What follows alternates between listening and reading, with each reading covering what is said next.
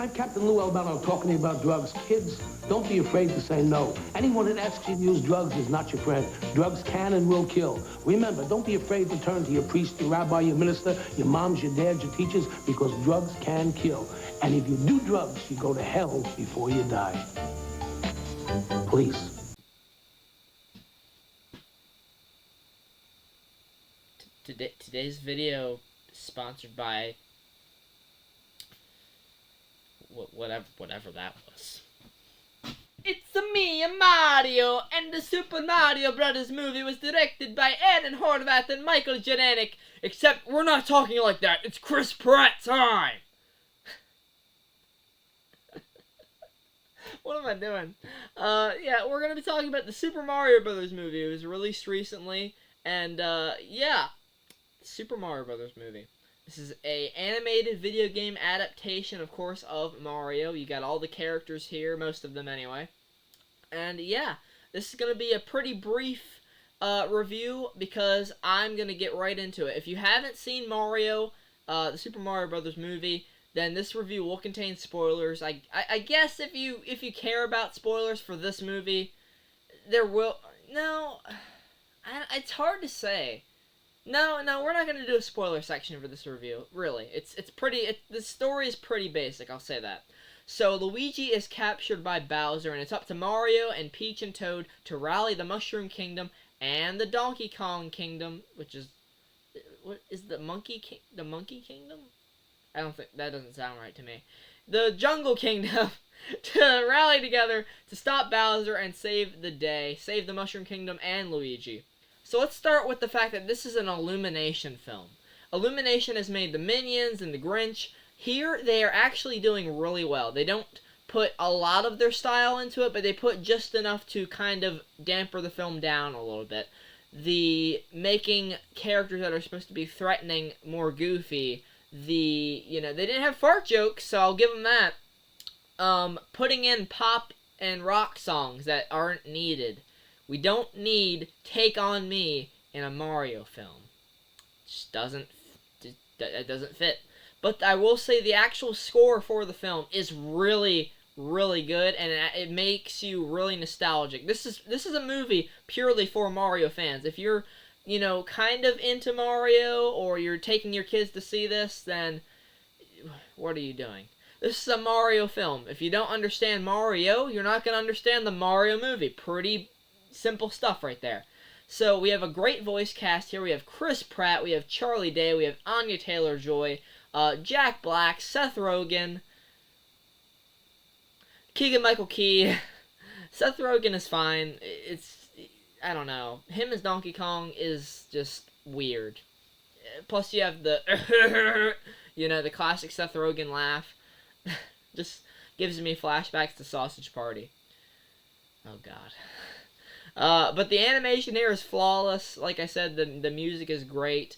All of the characters, the way they're written isn't the strongest, I would say, but they all have that lightheartedness to them, and their goofy, their own personal, their goofiness, or in Peach's case, Peach is an absolute G in this film. She just takes care of everyone. Every single threat that comes her way, she's boom, she's taking care of it. She goes through the training montage to show Mario how it's done. She absolutely would be the hero over Mario in this scenario. There is no way they would pick Mario over Peach. I know he gets the star in the end, but really, Peach owns this movie. So, we get a lot of backstory before we actually get into the Mushroom Kingdom. So, Bowser is taken over different lands. He's going to the Mushroom Kingdom next. He wants Peach. He sings a song about Peach, which is really, really weird, and I was not expecting that. The stuff they do with Bowser in this film is really weird. Having him pretend like his servant is Peach, and it just doesn't seem like something Bowser would do at all. It really doesn't. But the Mario and Luigi dynamic is probably the heart of this film. We get to see them doing their plumbing duties. They run into this dog that's kind of mean to them and wants to, damper their business. He actually ends up causing them to lose the job they were working on. So everyone's kind of like thinking, this plumbing business just ain't it. You guys don't have it in you. You're not, they don't believe in Mario and Luigi, okay? So this is kind of like Mario's story trying to branch out and prove that he is worth something to his family and that he can actually support his brother Luigi, because they say, like, oh, you're dragging Luigi down with this business, and his family is just not that confident in him. Luckily, by the end of the film, when Mario is shown, kicking butt and, stomping on Goombas and Koopas and, beating Bowser, he earns their respect, and that was good. I liked that. Talking about Chris Pratt as Mario, he actually doesn't bother me in the role. I didn't notice a big, massive change. They actually have an original voice actor voicing Mario in this film, a character next to Mario in this film, which was a neat detail. But, like, the Wahoos and the Let's-A-Goes and the It's-A-Me, a Mario, like, it's actually not that bad. They actually make a reference to it at the beginning. He's talking in the accent. He's like, oh, you don't think the accent is a bit too much? So they kind of work their way around that. Luigi is kind of, he's sidelined because he's the damsel in distress in this. He gets kidnapped. But he was done pretty well. Charlie Day did great as him. Talking about Anya Taylor-Joy as Peach, she was fantastic as well. Keegan-Michael Key as Toad. I wish Toad got a little bit more to do in this film. He's kind of just following our characters around. He does something here and there, says a good line, and that's pretty much it. He's not utilized a ton. Yoshi isn't in the film, but Yoshi isn't in the film, but is actually in the after credits scene, so that's interesting. So we'll definitely see a sequel to this. This is absolutely getting a sequel. It did really great at the box office. It's not doing so great with critics, which kind of confuses me. I don't know. The thing about this film is, while I wouldn't say it's an absolutely amazing experience, it does really immerse you in the world, and you can get that nostalgic feel out of it that you want to feel going into this film.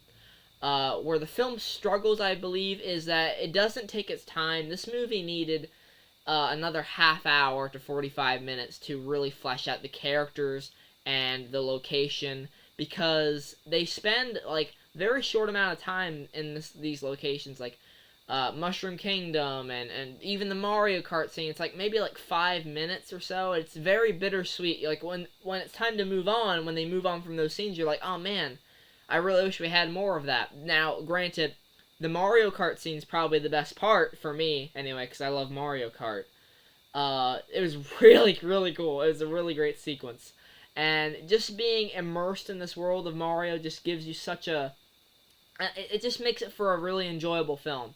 So, overall, I'm going to give the Super Mario Bros. Movie a 7 out of 10. I would go see it if you are an absolute diehard fan of Mario. If you're just going into this kind of a fan of Mario and you just want a great video game adaptation, I don't know if you're going to be fully satisfied here, but just based off of the animation, the music, the nostalgia that you'll feel, you just might end up loving it a lot more than others did. Not to say that I didn't love this film. I loved the experience. It was fun. It was colorful. It was energetic. I just felt it needed some more time to write these characters better and spend more time in these different locations. Hopefully that's something they work on in the next film. So that's going to be it for this review, guys. I told you it's going to be a little bit brief because I didn't really have a spoiler section planned for this one, so I'm just going to, throw this at you.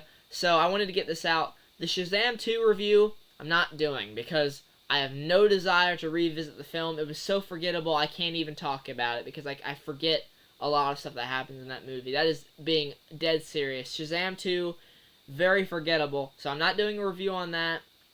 I may get around to doing the review for Inside, and I'm not sure what my next review is going to be after that. But stay tuned, and thanks so much for watching. See you guys.